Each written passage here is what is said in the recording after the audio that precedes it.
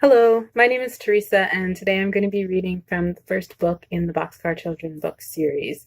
So, if you're not familiar with the Boxcar Children, they're like the OG tiny house family. They're four siblings, two brothers and two sisters, who were orphaned and needed to find a place to live, and they ended up moving into an old abandoned boxcar, an old rail car, and they found ways to make it their home.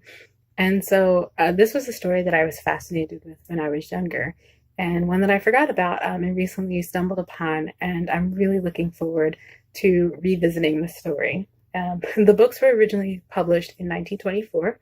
The author is Gertrude Warner, and since Gertrude Warner first wrote the book in 1924, there's actually been over 150 books that have been written in this series. And so some written by her, and then in more recent years, other authors have taken up the mantle to continue to tell the story of this family. I really hope that you enjoy the book, and I hope that whether you're coming to it for the first time or are revisiting it with me, that you really enjoy the story that we're about to dive into. The first chapter is called The Flight. About 7 o'clock one hot summer evening, a strange family moved into the little village of Middlesex. Nobody knew where they came from or who they were, but the neighbors soon made up their minds what they thought of the strangers, for the father was very drunk. He could hardly walk up the rickety front steps of the old tumble-down house, and his 13-year-old son had to help him. Toward 8 o'clock, a pretty, capable-looking girl of 12 came out of the house and bought a loaf of bread at the baker's. And that was all the villagers learned about the newcomers that night.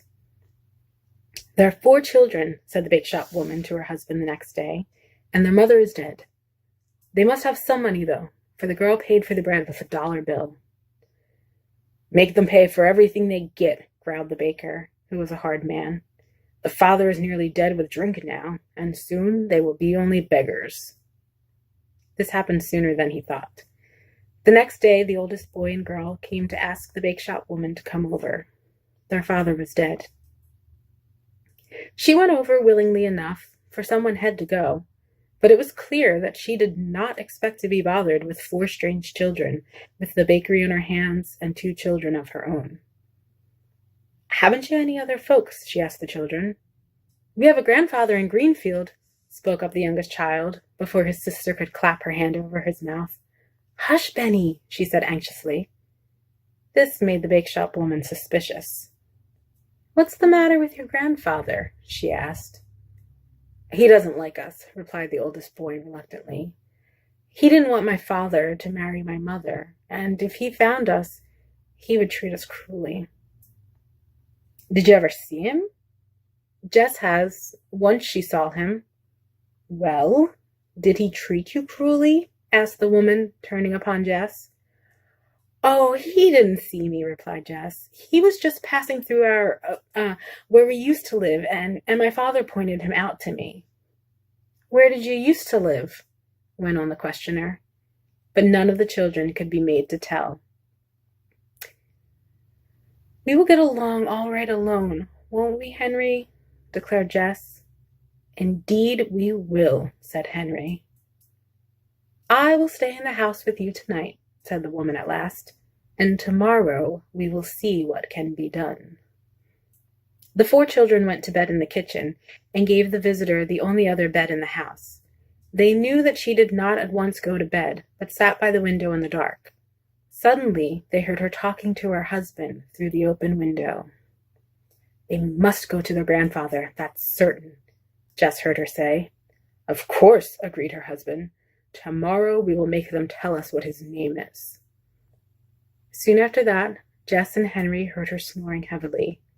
They sat up in the dark. "Mustn't we surely run away?" whispered Jess in Henry's ear. "Yes," whispered Henry. "Take only what we need most. We must be far off before morning, or they will catch us."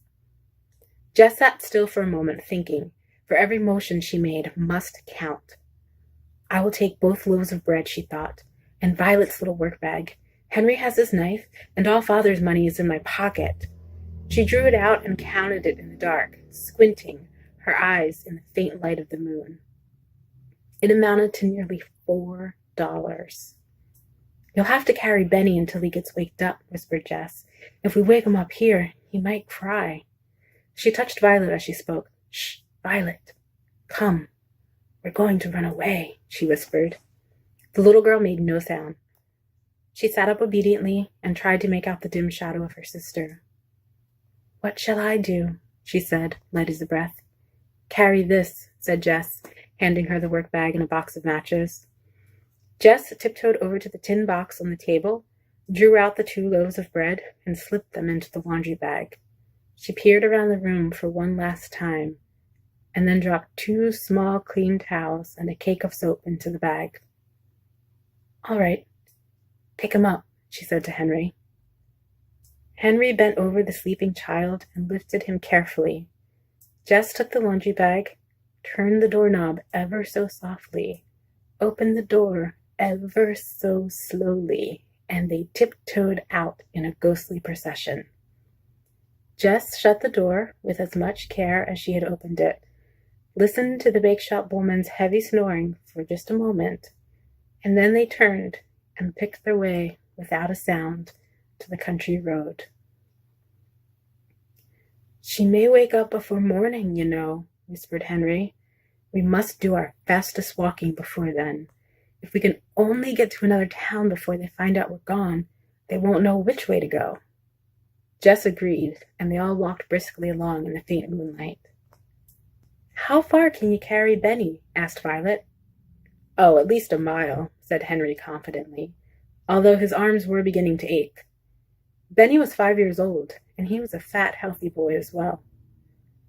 "I think we could all walk faster if we woke him up," said Jess decidedly. "We could each take his hand and almost carry him along." Henry knelt by the roadside and set the little fellow against his knee. "Come, Benny, you must wake up now and walk," said Jess coaxingly.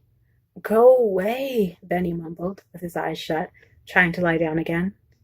"Let me try," Violet offered. "Say, Benny, you know little Cinnamon Bear ran away to find a nice warm bed for the winter? Now, you play your Cinnamon, and Henry and Jess will help you along, and we'll find a bed." Violet's little plan worked. Benny was never too cross to listen to the wonderful stories his sister Violet could tell about Cinnamon Bear. He stood up bravely and marched along, yawning, while his big brother and sister almost swung him between them. Not a soul passed them on the country road. All the houses they saw were dark and still, and when the first faint streaks of morning light showed in the sky, all 4 children were almost staggering with sleep. "I must go to sleep, Henry," murmured Jess at last. Little Benny was asleep already, and Henry was carrying him again. "The first place we come to, then," panted Henry. Violet said nothing, but she kept her eyes open. Finally, she caught Henry's sleeve. "Couldn't we make that haystack do?" she asked, pointing across a newly mown field. "Indeed we could," said Henry thankfully. "What a big, enormous one it is. I was too sleepy to see it, I guess." "And see how far away from the farmhouse and barn it is, too," echoed Jess. The sight gave them new courage. They climbed over 2 stone walls, got across a brook, and somehow, with the heavy child, and arrived at the haystack. Henry laid his brother down and stretched his aching arms, while Jess began to burrow into the haystack. Violet, after a moment of watching her, did the same. "Here's his nest," said Jess sleepily, taking her head out of the deep brown hole she had made. Henry lifted the child into the opening and was pleased to see that he curled up instantly, smiling in his sleep. Jess pulled wisps of hay over the opening so that it was absolutely invisible, and then proceeded to dig out a similar burrow for herself. "We can stay here just as long as we like, can't we, Henry?" she murmured, digging with her eyes shut.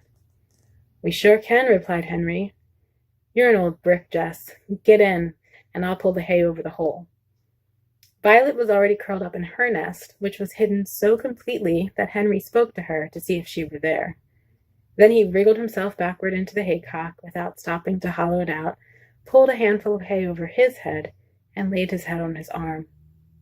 Just as he did so, he heard a voice say, "Now then, lass, get along."